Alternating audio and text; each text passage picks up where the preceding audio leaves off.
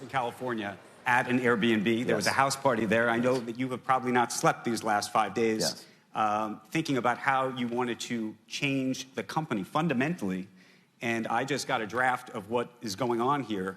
So why don't you just tell everybody, A, what the past 5 days has been like, and B, what you've decided to do about it. Yeah, so there was a tragedy on Halloween night. Somebody threw an unauthorized house party. House party got beyond out of hand. That would be an understatement.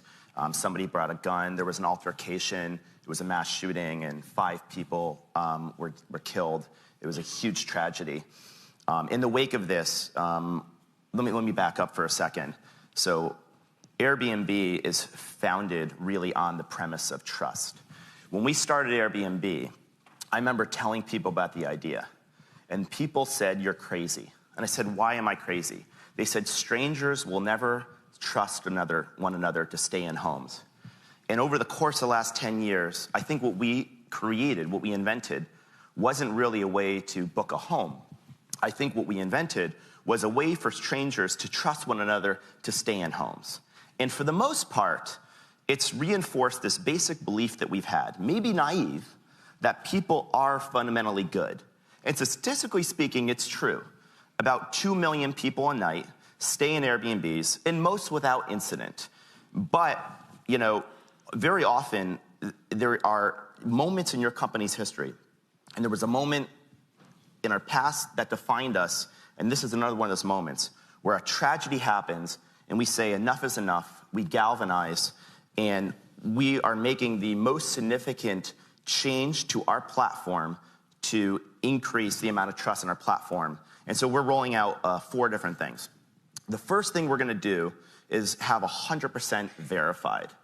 We will make sure that 100% of hosts and 100% of listings will be reviewed by the end of next year, with the intention of having 100% of the things on Airbnb being verified. When you say verified, you mean verified by the company, not by a star system of users? It will be essentially a combination of the company and the community. So we're going to use technology, we're going to use guests, we're going to basically get a confidence score, but we're going to make sure that we can stand behind every single listing, every single host, to make sure that every single listing is accurate, the information's accurate, the photos are what you say they are, the addresses are accurate, they meet minimum standards, they meet basic safety protocol, and the host is who they say they are, and you know who what that identity is.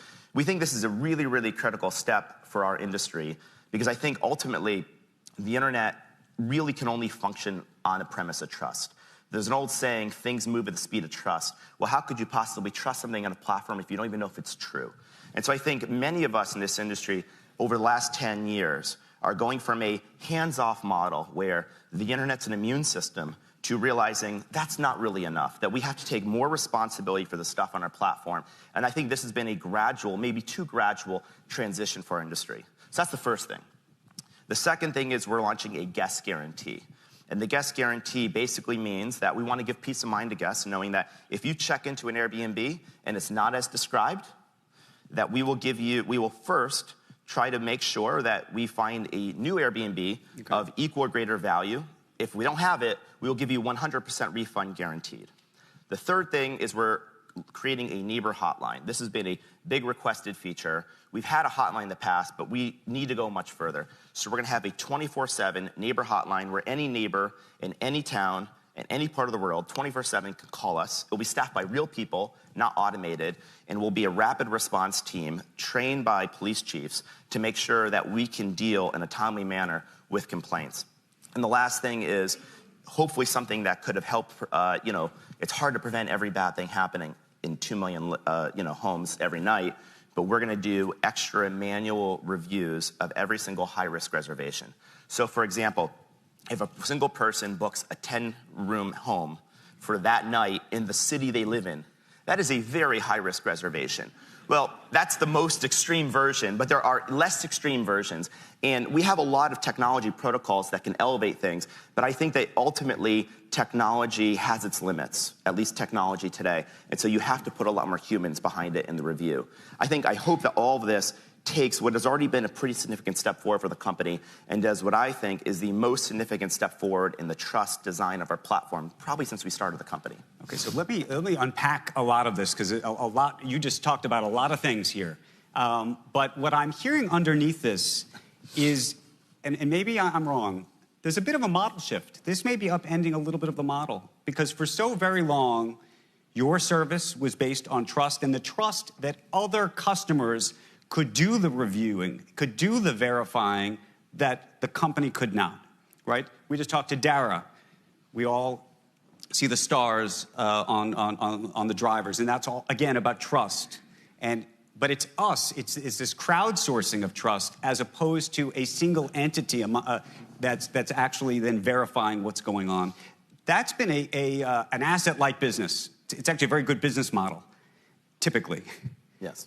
I imagine to do the things you're talking about, to verify every single property, and you say this is going to happen now, literally in the next 12 months. Well, we'll make sure that every single property is reviewed with the intention that 100% of things on Airbnb are verified, and there will be a day where there hopefully will be nothing that is ever not verified.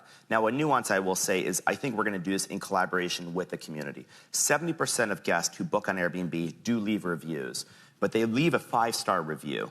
We actually are going to now start working towards asking them specific questions. Was this address correct? Was this true? Was that true? And then we're going to use that with our team and our technology and try to triangulate information.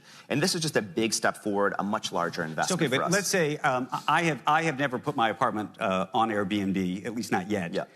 Let's say I'm a first-time customer in this respect, though I've been on the other end of it. How would you verify me on the first time that you're going to be seeing whether my apartment is really my apartment? So this is something I've literally been holding the company together, been on calls day and night, try to get us to design this. So, we're going to be coming back with more details. The team is working on these details now. What will probably happen is in the near term, we're going to demarcate the difference between a listing that is verified and one that we don't know enough information about. And we're going to be very, very explicit that this is a new listing without enough data. Over time, with enough technology, hopefully, upon publishing, the vision would be eventually you could verify upon publishing. Now, some of our businesses, like Airbnb Experiences, Airbnb Plus, Airbnb Luxe, we manually review and vet every single thing that is vetted. But this isn't the model that we started with on Airbnb. But I think this is the model that it's going towards. I think ultimately, most of these technology platforms, it's going to have to be a collaboration between the company and the community participating together. But what happened previously is they weren't talking enough. It wasn't active enough incentives with the community, and the companies maybe weren't hands-on enough. Okay, so what is the cost of all of this going to be? Because having manual human beings ready 24/7 around the world to answer phone calls is expensive. Having individuals verifying all of this is expensive. This is a company, as you've indicated earlier this year, planning some form of a public listing. Yes. We can get into that in a minute. But in this conversation we were having with Dara and how investors are looking at growth versus profits, margins, I assume that you've been doing some modeling over the weekend, not just on how to do this, but what it's going to cost to do it. Yes, I mean, it is a significant investment, but I'll say this. Airbnb, we raised $3.2 billion of capital from investors. We have more money in the bank than we've raised. The time is now to make these investments. And I ultimately think we are investing for the long term. This is inherently a mostly capital-light business, and I think it makes complete sense. And ultimately, we're in the business of trust, so we have to make these investments to protect our users. Does this change any of your planning in terms of timing for this listing for next year? Absolutely not. And I ultimately think this is the very best possible outcome for our community with the changes we're making. And I think it will actually be a great outcome. I think it will provide a lot more peace of mind.